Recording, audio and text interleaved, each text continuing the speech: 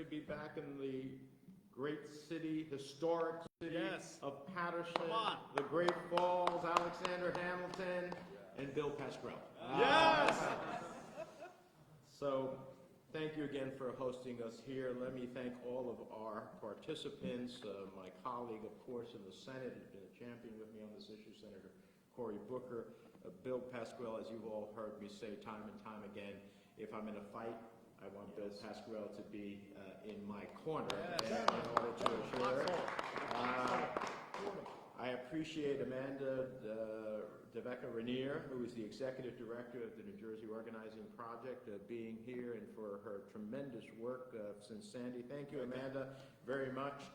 And Joe Mangino, the Board President, as well. We thank him for being here. Doug Quinn, who you'll hear from, the Executive Director of the American Policyholder Association. Eileen Horowitz, who is the past President of the New Jersey Realtors.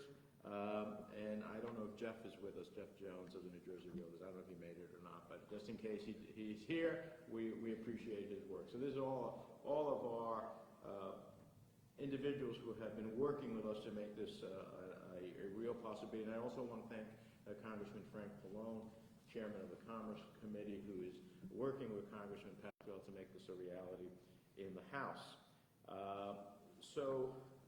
We were here in Paterson not so long ago, the Congressman and I, surveying the damage left behind by Tropical Storm Ida. We started, what started out as a hurricane off the Gulf Coast, ended claiming the lives of 30 New Jerseyans, making it the second deadliest storm in our history. Of course, today we mark 9 years since the deadliest storm, the deadliest natural disaster in our state's history. On October 29th of 2012, Superstorm Sandy slammed into New Jersey, inflicting breathtaking damage and ultimately claiming 37 lives. Time may pass, but the images of Sandy's destruction remain as clear as ever in my mind. I'll never forget touring the damage from the flooded streets of Hoboken to the iconic Jersey Shore businesses swept away by storm surge, from the homes torn from their foundation, truck-sized holes in living rooms, furniture buried in mud and sand, and mold growing on walls. And I saw the fear and uncertainty in the eyes of New Jersey families displaced from their homes. I made a pledge to Sandy survivors, some of which are here today, that I would do everything in my power to get them back into their homes. And little did we know what a tall order that would be. As I often say, Sandy victims survived a natural disaster only to face a man-made disaster called the National Flood Insurance Program. As Joe and Doug will tell you, the claims process was stacked against homeowners at every turn. Flood insurance companies denied claims from policyholders who faithfully paid their monthly premiums for years, sometimes even decades, only to be abandoned in their hour of need when, for the first time, they made a claim. It took congressional hearings. By that time, Senator Booker had joined me, and we pushed hard, relentless pressure, and an unprecedented reopening of the claims process to get many Sandy survivors back in their homes. And ever since, we have been shouting from the rooftops that without reform, future flood victims would face the same broken system. Well, here we are.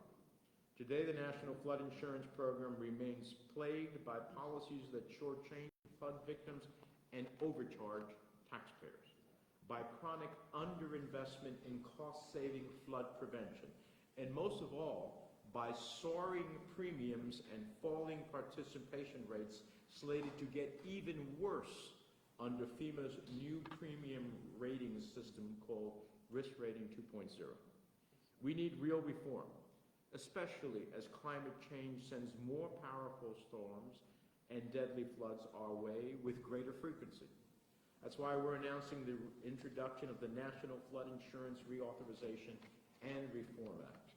This bipartisan, bicameral legislation will make premiums more affordable for low and middle income Americans, including in high-cost states like New Jersey, It will strengthen the sustainability by investing in cost-saving mitigation. And finally, it will hold the insurance industry more accountable for consumers. Let's start with affordability, because at the end of the day, people won't buy flood insurance if they can't afford it. Today, 5 million Americans, including 220,000 New Jerseyans, rely on the National Flood Insurance Program to buy flood insurance, which is why this program was created. This program was created in the first place because we couldn't get flood insurance in the private market, and to the extent that it was available at all, it was cost prohibitive. So we created the National Flood Insurance Program. But year after year, premiums have taken bigger bites out of their budgets. And now, with FEMA's new Risk Rating 2.0 system taking effect, some homeowners will face even higher premiums that risk driving them out of the program altogether. And don't take my word for that. The Congressional Budget Office, the nonpartisan scorer of everything that we do in Congress, projects that up to 900,000 people may drop their policies when Risk Rating 2.0 takes premiums through the roof. That's nearly 20% of all the policyholders in the National Flood Insurance Program. Look, we want a flood insurance program that factors in climate risk, but hiking premiums and driving people from the program is not a path to sustainability. It is the first step in a death spiral. So, I always say this is insurance 101. I don't care if you're talking about health insurance, car insurance, flood insurance, or any other kind of insurance. The fact is that insurance only works when the large pool of policyholders spreads out the risk.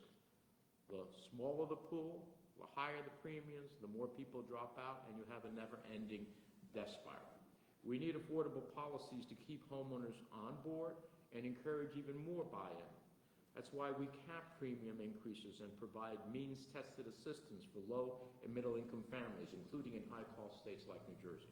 Our bill also supercharges investments in cost-saving mitigation so we can prevent floods in the first place. And as has been said here by the mayor, climate change is here. There may be deniers, but the climate isn't denying what they seek, what's happening. It's here. I've spent decades calling for action to cut carbon pollution and slow climate change. I have 3 beautiful granddaughters, and I consistently worry about what kind of world we are leaving them. The fires, the floods, the droughts, the lost crops, it will all get worse in the years ahead. Future generations are depending on us. I don't know what will motivate my Republican colleagues to join us in what it should be a common fight. But let's be clear. Even if somehow the entire United States went completely carbon neutral tomorrow, we would still need to invest in mitigation to create a more sustainable flood insurance program. Here's why. Rebuilding after a flood is far more expensive than preventing a flood in the first place. We saw the value of mitigation during Hurricane Ida. Without the stronger levees we built after Katrina, Ida would have inflicted even more billions of dollars in damage. Every dollar spent on mitigation scores and generates $6 in savings. Who wouldn't make that investment if they could get $6 on every dollar they invested? It's like Ben Franklin said, an ounce of prevention is worth a pound of cure. That's why our bill includes funding for buying out and elevating flood-prone properties, and we're pushing for funding to revamp FEMA's flood maps, which we, all who voted for the Build Back infrastructure program, it has an enormous amount of money for flood maps to make sure that we have the most sophisticated flood maps, because there's a difference of what you pay if you're in the midst of a flood zone versus if you're not, or on the edge of it, or only in a 100-year occurrence. So to do that, you need the right flood maps. So we're pushing for funding to revamp FEMA's flood maps so we can have the accurate data that leads to better building as well and land use. Finally, we strengthen oversight and give consumers a fairer shake during the claims process. After Sandy, congressional investigations exposed how FEMA lowballed consumers and denied legitimate claims. Our bill levels the playing field for policyholders. We impose deadlines on insurance companies to process claims and respond to appeals in timely fashion, or pay a price. We close ridiculous loopholes like the movement inclusion. Because no, during a 13-foot storm surge, the soil under your home just doesn't move by itself. We also improve training for insurance agents and adjusters. We make it easier for FEMA to fire negligent contractors, and we take steps to stop bad actor attorneys getting rich by using taxpayer dollars to fight flood victims in court.